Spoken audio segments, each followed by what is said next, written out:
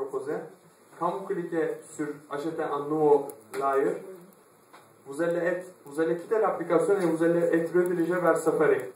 Donc ça va vous ouvrir le navigateur, vous allez faire le paiement sur le navigateur et après vous allez retourner à l'application. Donc je sais que notre sujet c'est Android, mais quand même pour vous dire, Apple a approuvé ça, Apple a dit OK, mais juste je dois vous ajouter que Apple, dans une semaine, ils peuvent dire non aussi. Donc avec Google, on ne sait pas comment ça va se passer vraiment. Je pense que les discussions au Silicon Valley, ça continue. Et pour le moment, on n'est pas au courant. Il y avait une question par là, je pense.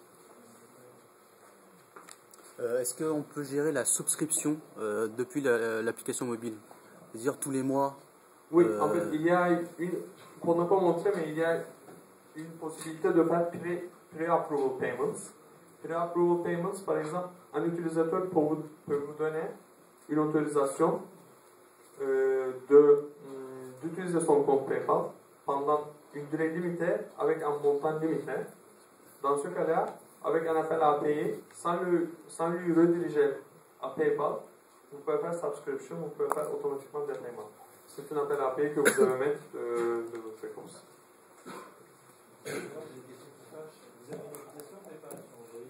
Oui. Pourquoi vous ne rendez pas tout simplement une attention publique sans donner à intégrer une bibliothèque en disant voilà, je lance l'attention, je donne l'identifiant dans l'appli, je donne le montant, ainsi de suite. Et ensuite, l'application PayPal prend la main et applique à demander une confirmation plutôt que d'embarquer une bibliothèque. Comment ça se fait que ça ne soit pas mis en place?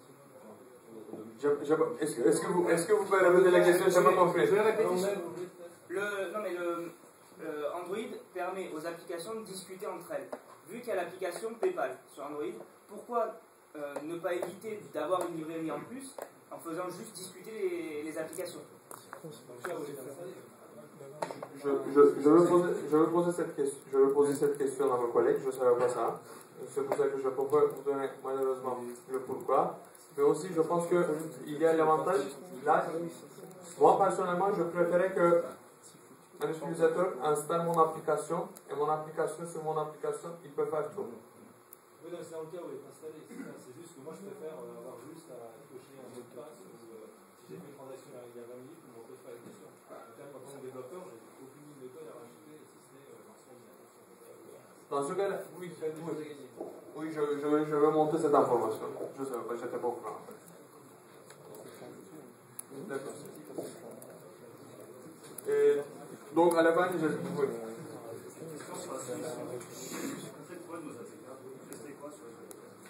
Sur les APK, qu'est-ce qu'on teste? En fait, très sincèrement, sur les APK, on teste comment vous avez utilisé le méthode de paiement. Parce que, très sincèrement, je peux vous dire, en fait, nous sommes le numéro 2 mondial en termes d'attaque fraude et en termes de phishing. C'est pour ça qu'on est malheureusement obligé de revoir toutes les applications qui utilisent notre librairie pour voir tout simplement, par exemple, au début, si c'est une vraie application, si ça veut vraiment quelque chose. Et après, malheureusement, les détails vont non plus. En fait, c'est une équipe à part qui revoit les applications, tous les détails, et je ne sais pas non plus, mais je pense que vous allez obtenir plus d'informations sur le site. Juste pour compléter un peu la question qui a été posée, pour compléter la question qui a été posée juste avant, aujourd'hui quand on utilise le paiement PayPal sur un site web, il n'y a pas de restriction qui est faite, on crée son compte développeur et aussi son compte professionnel, et il y a une période de validation, c'est vrai, mais le compte n'est pas bloqué. Ça peut être très embêtant pour une application de l'avoir bloqué, de ne pas pouvoir la mettre sur le market, de ne pas pouvoir exploiter PayPal. Pourquoi est-ce qu'il y a une distinction qui est faite entre les applis Android, qui vont avoir une rétention de quelques semaines apparemment, et les sites qui eux sont en ligne de toute façon et auxquels on n'empêche pas d'utiliser, simplement on les empêche a posteriori si on remarque qu'ils ont fait des erreurs. Est-ce que vous pouvez simplement expliquer ce choix? Oui, en fait, malheureusement je ne pourrais pas donner, je pense que des détails satisfaisants pour vous, mais quand même juste pour vous donner une idée, en fait les API qu'on a parlé sur x.com, en fait quand vous voulez l'utiliser sur le site web, il faut que vous passiez de la même procédure. Donc en fait, il y a le produit classique de PayPal. C'est vrai que vous pouvez ouvrir un compte PayPal et vous pouvez générer un bouton HTML et vous pouvez le mettre sur votre site. Tandis que dans ce cas-là, on va surveiller de près votre compte PayPal et il y a des différents contrôles au niveau de votre compte PayPal. Par exemple, si vous atteignez un limite sur votre compte PayPal, on va vous appeler, on va vous demander des justificatifs d'identité, etc. Tandis que sur le plateforme, depuis qu'on a lancé, en fait, parce qu'il y a les API, les modèles que je vous ai montrés, ils sont disponibles sur WebOSsim. Depuis qu'on a lancé, il y a toujours cette procédure de revoir toutes les applications web, iPhone, Android ou quelconque, même les différents devices. Par exemple, on a utilisé sur le tablette Asos, Chain Payment. Donc dans ce cas-là, notre équipe, ils ont tous vu, parce que je pense que c'est l'idée, on a vraiment ouvert les API et c'est pour ça qu'ils veulent que revoir. Ils veulent revoir les applications et les utilisations. C'est très rapide. Et malheureusement, je n'ai pas beaucoup d'informations dans les détails. Je vais vous donner mon email. On peut continuer à discuter si vous voulez. En tant que développeur, une fois que mon appli est approuvée, qu'est-ce qui m'empêche de changer et d'utiliser l'appli ou l'application? À part notre confiance, rien. Mais dans ce cas-là, en fait, juste pour vous donner quelques idées, PayPal, dans le monde PayPal, il y a 8 000 personnes qui travaillent. Et ces 8 000 personnes, je pense que 2500 personnes ils travaillent pour risque, pour fraude, et pour sécuriser les paiements. J'espère que très rapidement, on va vous dire que vous avez changé votre application et on a annulé votre application. C'est ça le but. J'espère. Et ça arrive en fait une application comme ça qui ont changé au bout de quelques heures, ils ont coupé. Ils ont parlé. Donc peut-être juste quelques mots, on va continuer aux questions, mais je voudrais juste parler de Android Challenge. Nous avons lancé une Android Challenge pour les développeurs. En fait c'est global. Vous pouvez participer avec votre application Android qui utilise PayPal. Et il y a des récompenses. Le premier, il va gagner 25 000 $, le deuxième, il va gagner 15 000 $ et le troisième, 10 000 $. Je pense que personnellement, à part les récompenses monétaires, qui fait toujours plaisir, ce qui est important, je pense que les applications, les trois gagnants, ils vont avoir un bon support de PayPal. Surtout par exemple, le premier, je pense qu'il aurait la chance de présenter à Innovate. Innovate, c'est l'événement que PayPal organise chaque année à San Francisco. Il y a des milliers de participations et le média, tous les grands acteurs de Silicon Valley, ils seront présents. Et je pense que l'application qui gagne, ils auront l'occasion de présenter à tous les grands acteurs de technologie aux États-Unis. Bien sûr, par exemple, j'espère que ce sera une application française qui gagne. Dans ce cas-là, notre équipe, parce qu'on a une équipe bien sûr locale à Paris aussi, notre équipe marketing ou notre équipe PR va donner le support pour que le grand public accède à cette application. Ça, c'est notre métier. Les dates, le dernier date, c'est 14 mai. Il y a sur x.com/devchallenge, vous allez trouver cette information. Si vous avez une application intéressante qui utilise des paiements, vraiment, n'hésitez pas à participer. Vous pouvez envoyer l'application jusqu'au 14 mai.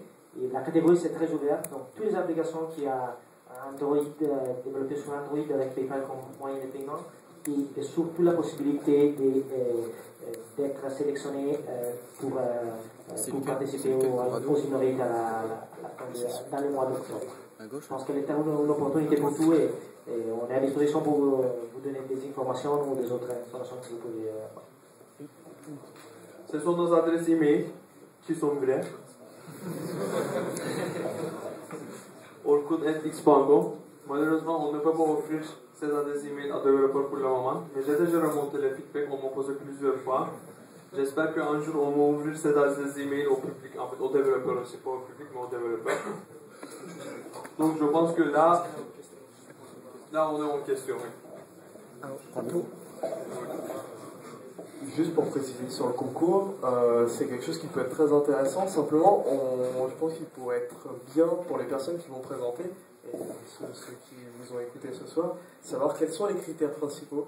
Est-ce que c'est une application, je vois qu'on veut de l'effet wow, est-ce que c'est une application qui doit être originale parce qu'elle est originale, parce qu'elle est interne générale originale, ou c'est la manière dont elle va utiliser PayPal?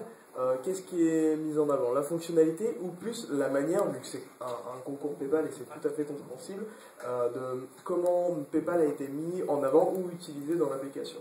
Quels sont les critères? En fait, les critères, c'est simple, utiliser PayPal.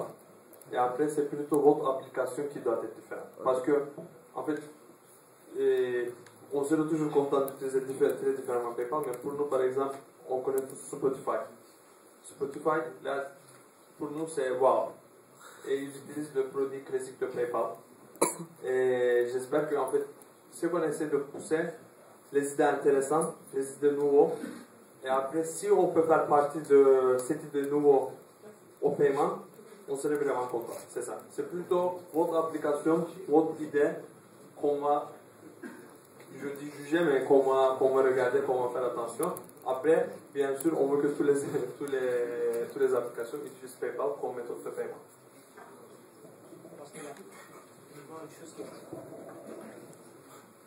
Après le 14 mai, il y a la possibilité de faire des modifications de l'application, mais uniquement de la part des user interface. Donc, si vous avez consolidé l'application pour la part des paiements, vous pouvez envoyer avant le 14 mai. Et après le 14 mai, il y a encore la possibilité de faire des petites modifications sur l'application. Donc, je sais, j'ai parlé un peu beaucoup, mais si vous avez des questions, j'ai toujours la force de répondre. On en est où des discussions pour le paiement dans le market directement? Est-ce que ça sera... Il y a eu des rumeurs comme quoi on aurait un jour la possibilité de payer les applications Android directement avec PayPal. Est-ce que c'est toujours envisagé?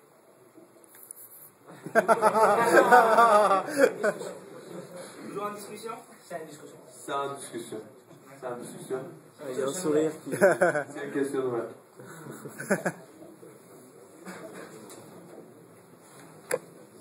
Autre question, je pense que... Bonsoir. Imaginons donc mon appli, j'ai déjà fait la première soumission, ça a été vérifié, elle a été approuvée, et moi mon appli, je rajoute des fonctions. Et donc je veux sortir une nouvelle version. À ce moment-là, est-ce qu'il faut resoumettre la version à PayPal? Non, dans ce cas-là, si vous ne changez pas l'utilisation de PayPal, le module de paiement en fait, la partie de paiement de votre application, si vous ne le changez pas, non. Mais si vous changez le modèle de votre application, le modèle de paiement, la partie paiement, dans ce cas-là, ce serait toujours mieux de contacter PayPal, l'équipe DTS, Developer Technical Service, pour leur mettre au courant du changement que vous faites. Et dans ce cas-là, je pense que c'est eux qui vont dire, en regardant vos infos, c'est eux qui vont dire, vous pouvez continuer à utiliser votre App ID, ou ils vont vous dire de refaire une submission, une soumission pour une deuxième revue.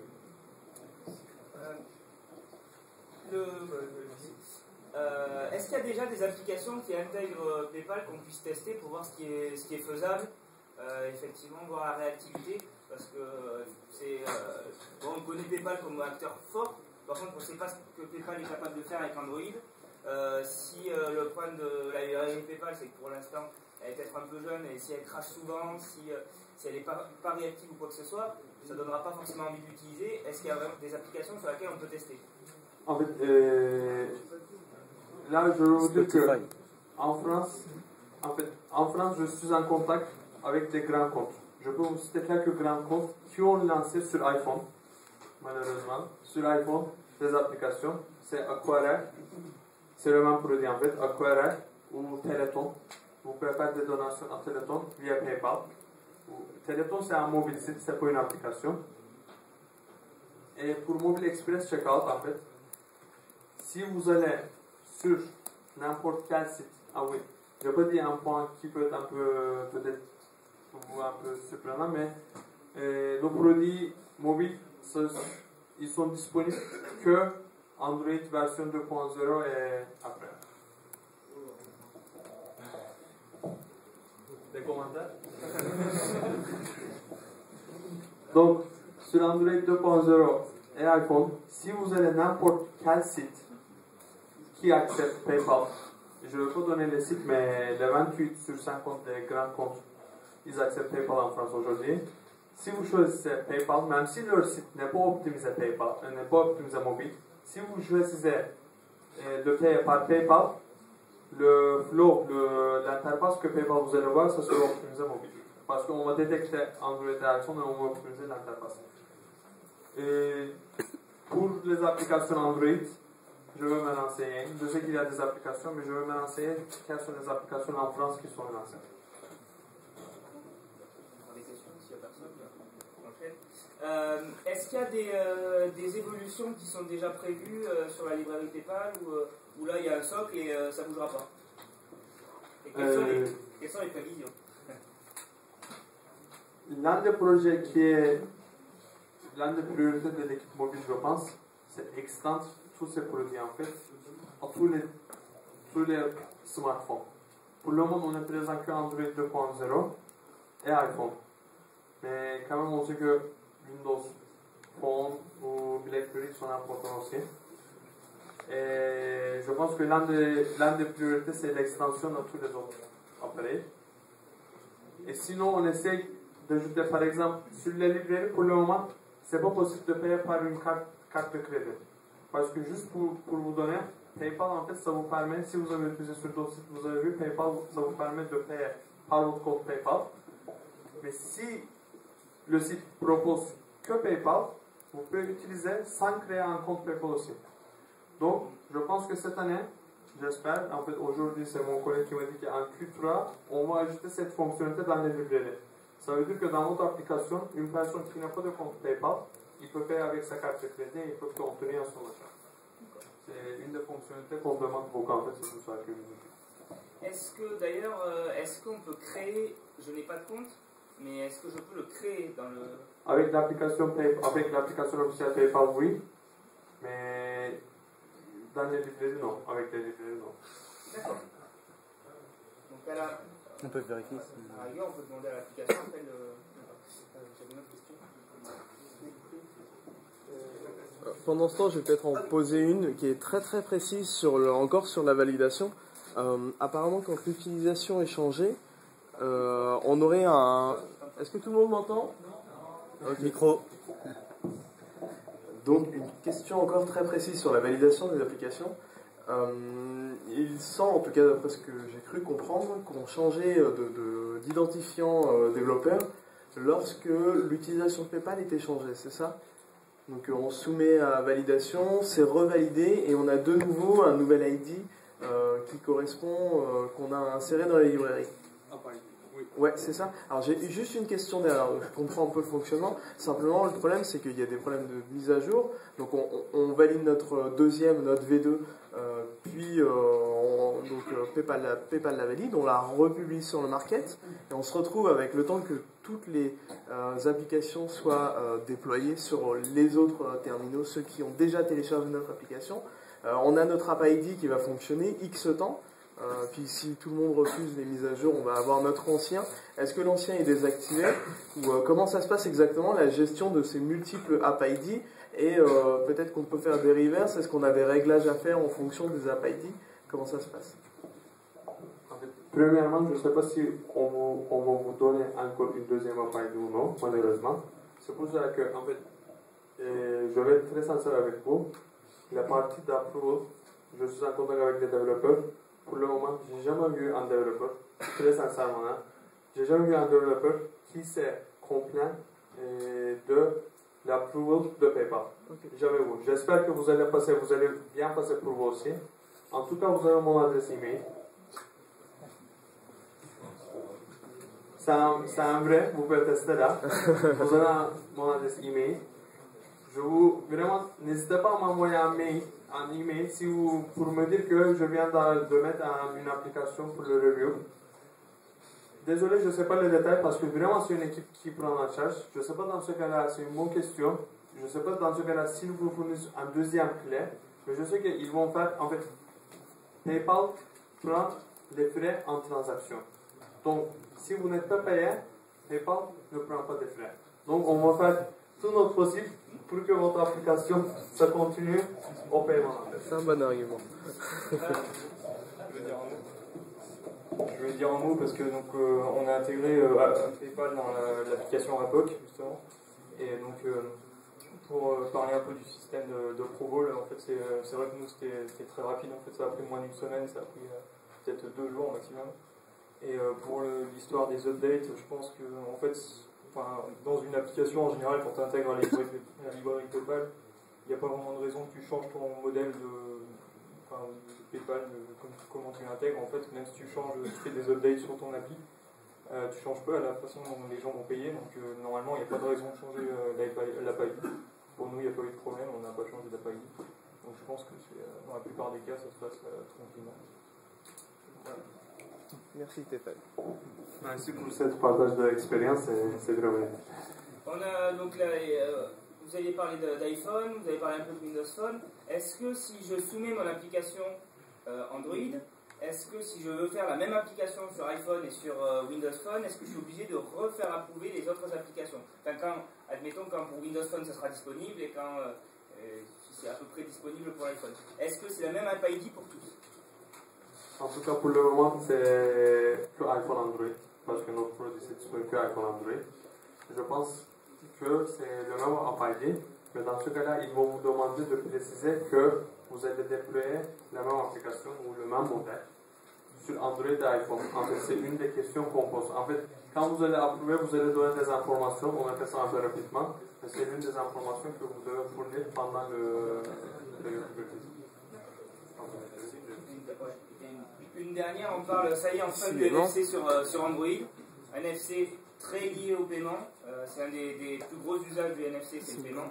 Est-ce que PayPal permettra d'avoir un SDK qui sera utilisé pour le NFC? Pour le moment, je ne sais pas. Mais je peux vous dire qu'à San Francisco, depuis une année, on fait avec le compte PayPal, avec Billing Nation, en NFC. Et plus près en Italie, on vient de lancer une application pour le métro. Donc vous allez vous connecter, vous allez créer un compte de RATP, je dirais, mais un RATP local Milano. Et après vous allez lier votre compte PayPal et vous allez avoir un sticker NFC où vous allez avoir votre téléphone qui supporte NFC.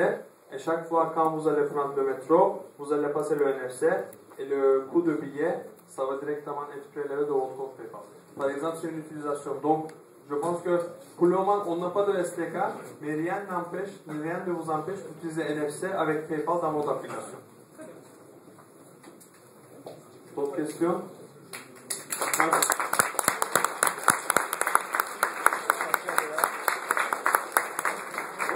Merci, alors je regarde un peu l'heure, je ne sais plus quelle heure il est, bref, quelque chose comme... il y a un petit quart d'heure à tenir. Ça me laisse un peu de... Hein? Donc avant de vous lancer sur le petit buffet de pizza qui donc, va arriver à Écart, donc ça me laisse un peu de temps parce qu'il y a 2-3 choses à présenter. Alors d'abord, donc il n'y a pas encore de session. Déjà la prochaine session n'est pas encore définitive. Par contre, je devais discuter avec 2 personnes sur le NFC. Je sais pas si elles sont là. Une. C'est toi? Ah, facile. Et il devait y avoir une deuxième personne qui est peut-être pas venue. Bon, mais tant pis. Donc j'ai des réflexions sur la NFC et on a une demande d'Yotasoft sur une intervention sur la réalité augmentée. Donc qui est en train de se préparer. Donc à voir pour les échéances. Première chose, avant de laisser la place après pour Solution Linux, pour vous rappeler que ça arrive, donc Eyal va vous donner quelques mots sur le contenu de l'assaut et sur les difficultés qu'on a autour de l'assaut. Les difficultés.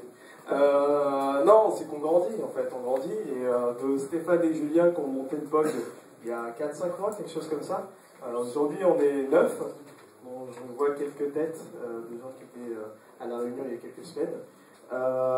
Aujourd'hui, le POG, donc c'est 9 personnes qui se partagent de l'événementiel, de la coordination de chacun des événements, d'essayer de trouver aussi les personnes qui vont venir vous faire ces jolies présentations. Et on a un vrai besoin aujourd'hui. On a 2 personnes d'ailleurs que j'ai pu rencontrer ce week-end au Be My App. Je ne sais pas si elles sont là aujourd'hui. Il y avait un Alain et il y avait un autre jeune homme dont je ne me souviens plus le nom qui était intéressé. Je ne sais pas s'ils sont là. Bon, s'ils sont là, ils peuvent me croiser tout à l'heure au pot. Qui voulaient s'occuper peut-être de la vidéo. Donc on est encore en train de chercher des gens qui sont capables de gérer tout ce qui est diffusion des flux vidéo. Et puis l'idée c'est d'enregistrer tout ça et que ça puisse être vu et revu, parce que c'est toujours très intéressant quand on a besoin sur un sujet concret d'avoir une vraie conf avec quelqu'un qui a préparé tout ce cours qui dure entre une demi-heure et 1 heure. Donc voilà, on a besoin de quelqu'un qui a envie de s'occuper de tout ça. On est déjà quelques-uns dessus, mais on recrute encore du monde dessus. Et puis ce dont on a besoin aussi, c'est d'un joli logo. Un joli logo, et puis tout ça, l'idée c'est d'avoir aussi un designer qui intègre l'équipe, qui va pouvoir nous suivre au fur et à mesure, qui va même pouvoir travailler à tout plein d'autres sujets, tout ce dont on a à faire, tout ce qu'on a à faire au sein de l'association pour que ça tourne. Donc voilà, c'est 2 profils qu'on cherche.